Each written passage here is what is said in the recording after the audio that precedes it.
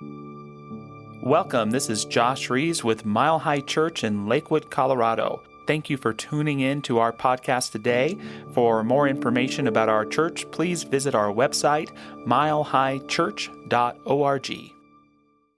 And today we're talking about the inner voice, listening to the inner voice. Next week we'll be talking about the outer voice. How do you listen compassionately and sacredly to all the voices out there? But today, let's focus on us, this voice, this inner voice within us. We do have an inner voice. It's a conglomeration, right, of all of our experiences, all of our decisions, all of the moments we've drawn conclusions, all of the relationships we've had, all of the good, bad, and the ugly that we've experienced in our lives. And often that inner voice then speaks to us, urges us, guides us, supports us, cajoles us, challenges us, in any way that we have those thoughts that it's like, well, should I do this? And I should do that. Maybe I should do this. And then that voice that talks to us, it rises up during our regular life experience. It's present almost constantly. It's broadcasting almost constantly. And I would say sometimes we're more aware of the inner voice than others. Sometimes we're very aware of it. Sometimes it shouts at us. But what's really true for me ultimately in the first part here that I want to convey is that our founder, Ernest Holmes, had a phrase that he said that we say a lot around here. He said, change your thinking, change your life. Well, I assert that if we want to change our thinking and change our life, we have to know what we're thinking. And we have to be able to sort what we're thinking that supports us and what we're thinking that doesn't. We have to find the difference between the inner voice that is based on maybe our painful past, our dysfunctional past, our not so functional reality versus the deeper voice within us. That's part of the evolutionary journey and is a huge part of evolved communications. In other words, that if I am in a condition or situation where I'm communicating from the evolved part of me, I'm not communicating from my painful past. When I'm communicating from my painful past, I'm often having assumptions, telling myself stories about the people that I'm talking to. I might even be communicating in a rude or unloving or unkind way because my own inner voice is still struggling to find my center. Whereas when I'm in the evolutionary place of communicating and hearing my centered voice, I can resolve conflicts, speak to people, have relationships that are more grounded and centered. But I have to do the work to distinguish the difference. And that's a huge part of what we do here at Mile High Church. As we come to services on Sundays and Wednesdays, as we go to classes and workshops, as we work with our practitioner prayer partners, get support from them, and go to the prayer and care center, as Dr. Patty mentioned in her video, all of this is about helping people to set aside the inner voice that no longer serves us in favor of the very centered aspect of the inner voice, the inner aspect of us that can serve and guide and support us in our daily lives if we feed it and nurture it and pay attention to it and allow it and begin to understand the difference between it and that other voice. So let's start with a conversation about that other voice. That voice I'm calling the voice of our unhealed past. The voice of our unhealed past. Imagine that we leave today from here and we all get into our automobiles, and those of us who are driving start to drive home, but we only look in our rearview mirror as we drive. We never look at the window going forward. We just walk. The rearview mirror determines how we turn, we're gonna crunch our car, aren't we? We might hurt someone. We're gonna hit a tree. We're not gonna be we're gonna swerve all over the road. We're gonna cause some damage. That's what's happening as human beings when all we ever do is try to move forward in communicating with people, but we're looking in the rearview mirror of our past. Well, in the past, men bosses I've had have treated me badly, so I'm going to respond from there. In the past, I've been hurt before in situations like this, so I'm going to respond from there. In the past, someone broke my heart in this situation, so I'm going to respond from there. We're going to crunch ourselves. We're going to crunch our lives. We're going to crunch our relationships. We are going to crash and burn. But it's very automatic, isn't it? Because that voice is a deeper voice inside of us sometimes that is not only where we react from, but in our teaching, if that's the voice that we're constantly listening to, the voice of our pain, the voice of our previous suffering, the voice of our hurt, the voice of the betrayal we've experienced, not only will we react from that, but we will continue to co-create from that. Because that will be the primary voice that we'll be listening to as we're thinking about our life, that we're in defense of. Well, I don't want to go there because it could happen again. That pain could happen again. We're constantly on the watch, and we're creating a life that's based on that dysfunctional past pain, that stuff from before. And therefore, we're almost a magnet for it, quite frankly. We're almost a magnet for more of it. The more we give into it, the more that's the voice we listen to, the more that's the voice that we come from when we communicate with people. We get more of it. It's just what happens and how life works. It's almost like a set point in our consciousness. In the medical world, sometimes they talk about the set point of your body weight, that each of us has throughout our lives different set points that our body lands on. That could be true, but what I was just thinking about yesterday and discovering is that I was honored to teach a class with some ministerial students and listening to talks. It was about speaking. And one of them, Erica Satie, gave a talk where she reminded me of a great story from the late, great Eric Butterworth, who wrote the book Spiritual Economics. And he talks about the set point we have in consciousness. And he tells a story that was a true story about a salesman, a young salesman, that joined a company. And the management was very happy to have this young, enthusiastic salesman with them. So they put him in one of the most wealthy districts or parts of their company to do his sales work there. And they were so excited that this kid is going to just sell lots of stuff. And at the end of the year, the kid had sold $25,000. He'd made $25,000. And they were a little disappointed. They actually had more hopes and thought he would do a lot better. So they said, well, let's put him in a more reasonable territory. So they put him in a part of their territory that people were more in the middle to lower class, and it might be harder to sell, but he might fit in better, they thought there. So they put him in that territory, and a year later they checked in on him, and he'd made $25,000. Well, they were very excited because, boy, to make $25,000 in that territory, that's just amazing. It was miraculous. It was like they were so excited. This kid is amazing. Let's put him back in the territory where there's wealthy people. So they put him back there, and after a year, they checked in on him, and guess how much he'd sold? $25,000. He had a set point. He had beliefs about himself as a person. He had beliefs about himself and his worth that only allowed him to be guided to do what was necessary to make $25,000. Now, of course, Eric Butterworth's point in this, and my point in this, is that we have to be willing to take a look at those patterns that show up in our life that reveal to us what's happening in our deeper mind. And we have to be willing then to confront them lovingly, to affirm ourselves beyond them, to sometimes do forgiveness work of people who possibly implanted those ideas in our minds about us, whether it's about our health or our wealth or our ability to be loved or our ability to be successful, that we have to pay attention. One of the greatest gifts I think this teaching has ever given me is the ability to pay attention to what I'm thinking. And then not only pay attention to and hear what I'm thinking, but to lovingly challenge it. To say, is that what I really want to be believing about myself?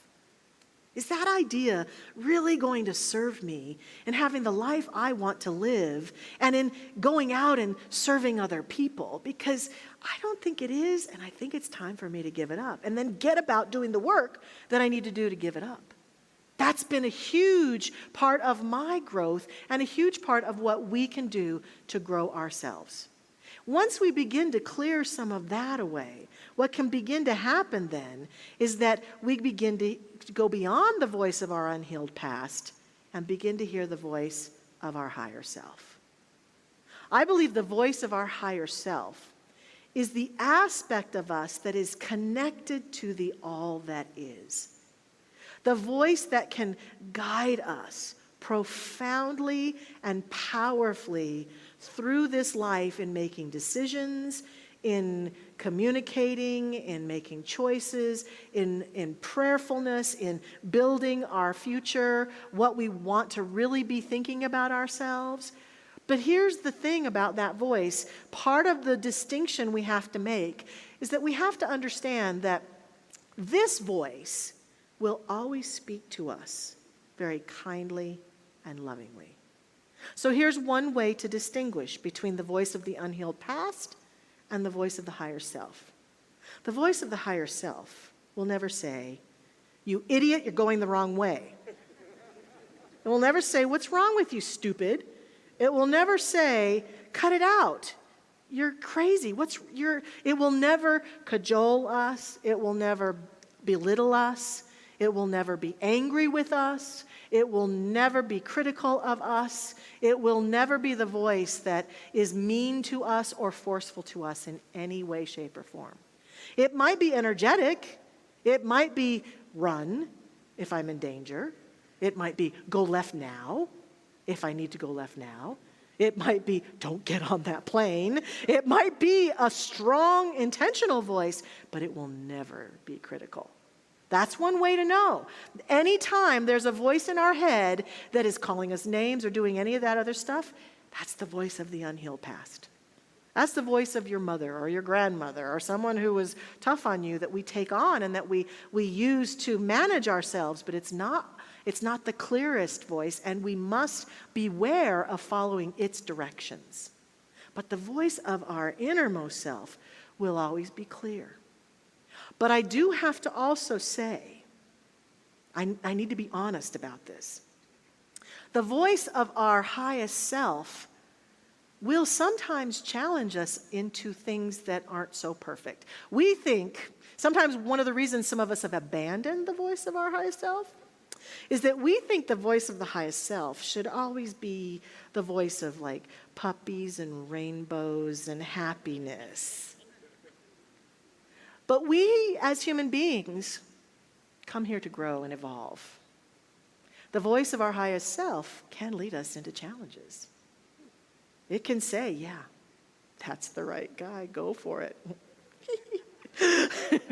Boy, are they going to grow with that relationship. That's just the truth of it. And so what we have to have, along with being with that voice of the highest self, is an understanding that we're always where we're supposed to be, especially when we listen to that voice. The voice of the highest self can also, when we follow it and we become obedient to it and willing to listen to it, can cause people to think we're a little bit crazy. Because it may challenge us and invite us to do things that other people, and that's what we'll deal with next week, would go, "What are you doing?" My friend Tara calls me a woo-woo wackadoo. And I gratefully accept that label. I am a woo-woo wackadoo. I follow my inner voice, all right? And it has gotten me into all sorts of interesting situations. And it has guided me profoundly. One of the most profound and woo-woo experiences I ever had with this voice is that when I was 18, I did hear a voice that wasn't my inner voice, I don't think. I don't know where it came from, encouraging me to be a minister. I've told the story many times that I resisted it and resisted it and resisted it, thought it was dumb, didn't want to do it. Then when I got into practitioner training, I had this surrender moment where I realized, oh, that is my higher voice. That is what I'm supposed to be doing. So I said yes. I signed up for classes. I was at that point when you were in practitioner training, you could maybe take a class here and there in the school. So I'd signed up for classes, but I was being plagued by that unhealed past voice that was saying, you're not really worthy. Who do you think you are? You're going to be a minister? If they knew who you really were, I don't think you should do it. You're pretty damaged. You're not worthy. And so I was doing a lot of personal work to try to quell this inner voice. I was trying to forgive everyone in my life, whoever thought I was unworthy or told me I wasn't. I was doing a lot of classes and workshops here.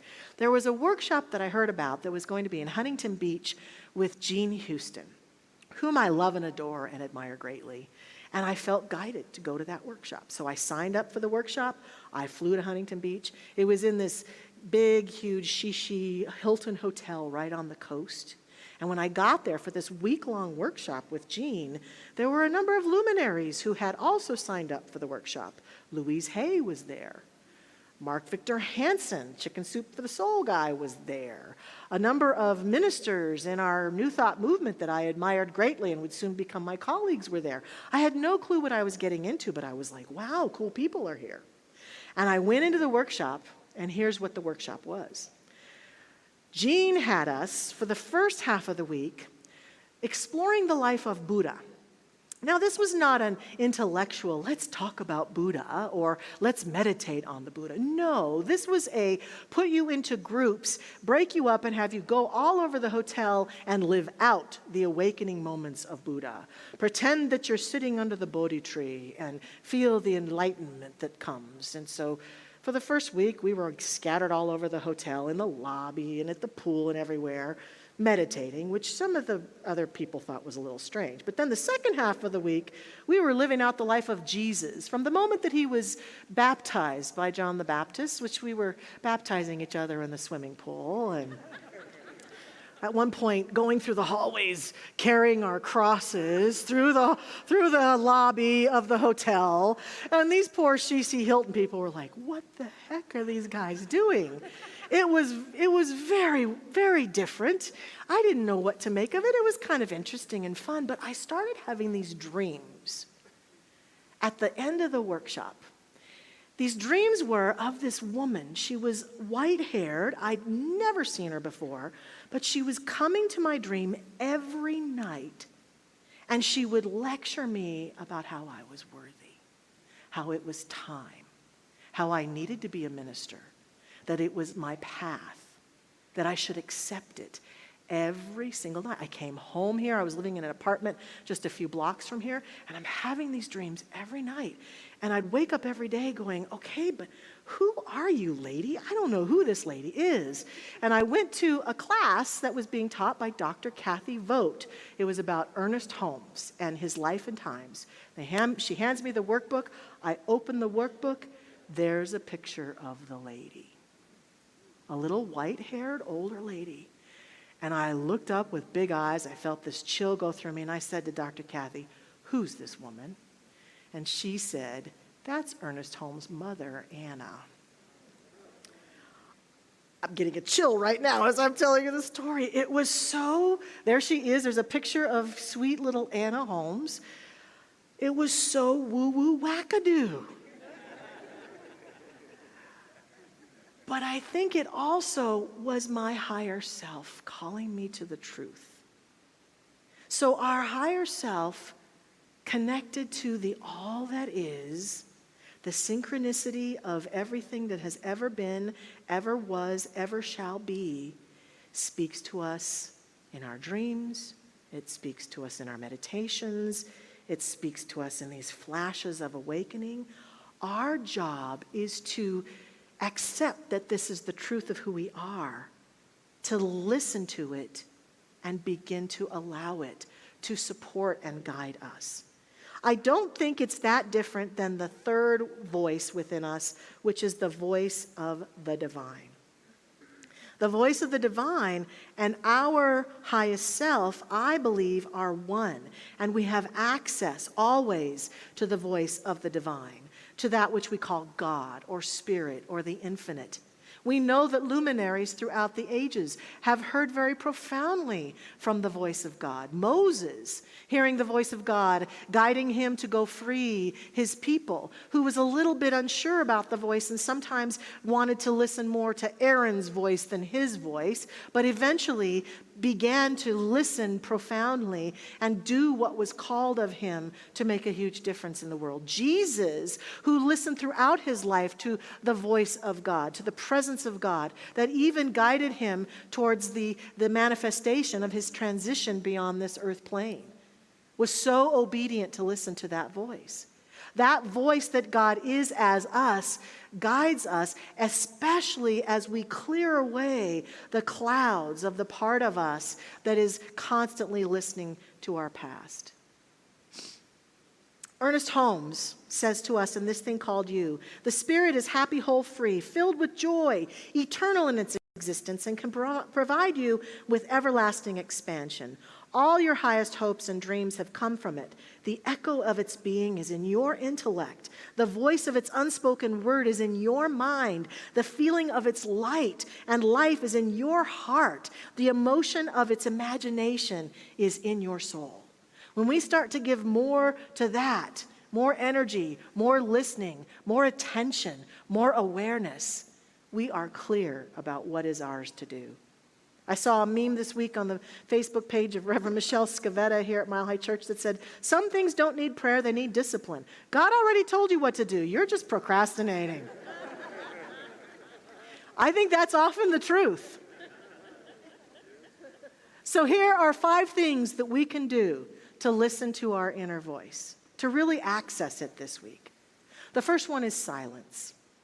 In our busy, wacky world where there's so much going on, taking time just for a little silence, just even for the intentionality of listening, can be so important. I do that a lot of times by just simply driving someplace with no music or no radio or no podcast playing. Just drive and just be still and listen to what comes up.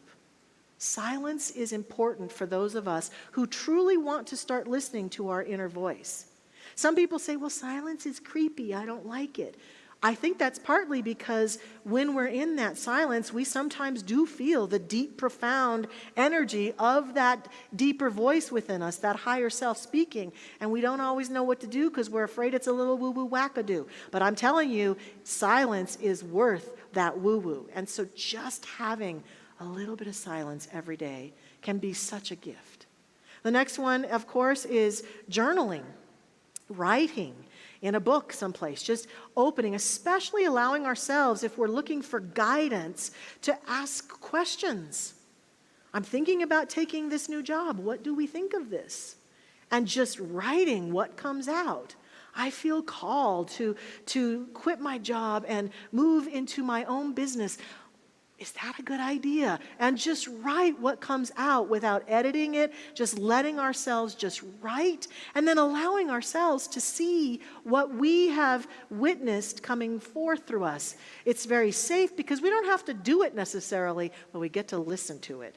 And when we start to see the patterns that come out, we often can say, okay, I think that's my higher self, urging me to step forward, urging me to move forward. The next one for me is obey the flashes.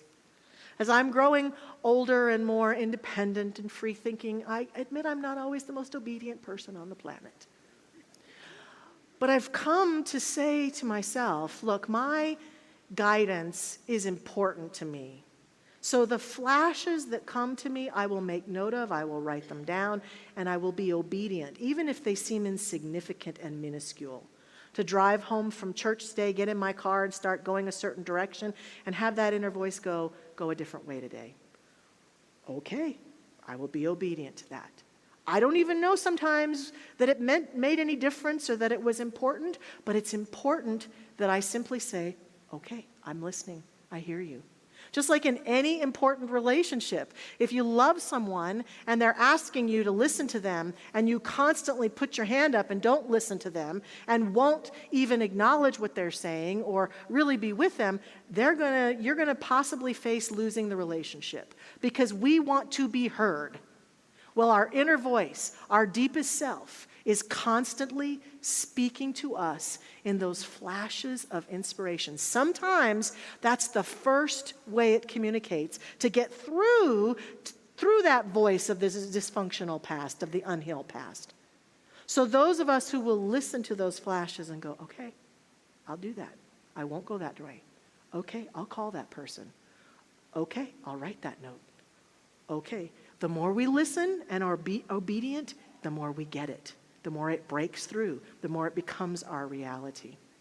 I know when I'm wanting to create a talk or work on a class or be creative, I sometimes get stuck or lost. I get caught up in life. And I've noticed in my life there's this area that I can learn to be very open if I take a walk or I take a drive, or I take a shower, or I soak in a bathtub or a hot tub, a lot of times I get these flashes of inspiration and great ideas. So I invite consideration of that. And then the last one, of course, is meditation. Those of us who say we want a relationship with our divine nature are dedicated meditators. This is one of the main ways that we make ourselves available for that divine voice, for that inner voice that wants so much to guide us. We take time to sit our little butt down and be still and just be quiet. Light a candle, play music if you want, but meditation is all about, it's very similar to silence, it's all about, I am here. There are all these verses in the Bible where God calls out to some person, and that person answers, here am I. And meditation is exactly like that. It's like we're broadcasting to the universe and to our highest self, I am here. What would you have me be and do today? And that higher voice becomes our reality.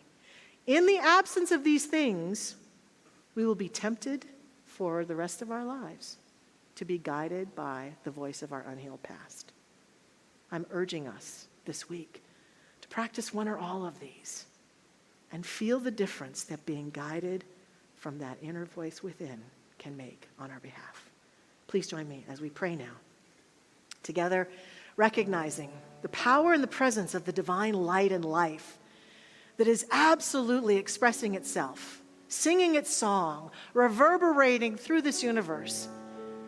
That beautiful presence that is everywhere in everything and is truly right here, right now, in this very space, in this room, in this prayer, in the voice that I am speaking with, and in the voice that exists within each one of us, that is the true north, that is the center of us, the highest self of us, the guiding force of our beingness.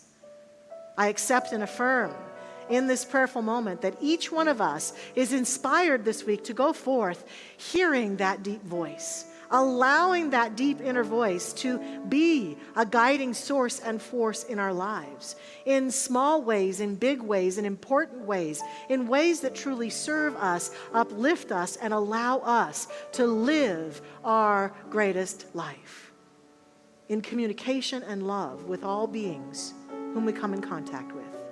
I accept and affirm this truth is ours now. And I give thanks. I give joyous thanks for this reality of beingness. As I release this prayer into the action of the law that makes it so, I let go in faith and trust. And oh, I know it is done. And I simply let it be. And so it is. Amen. Thanks for listening to the Mile High Church podcast. This podcast is made possible by the generous contributions from listeners like you. To make a donation, please visit milehighchurch.org.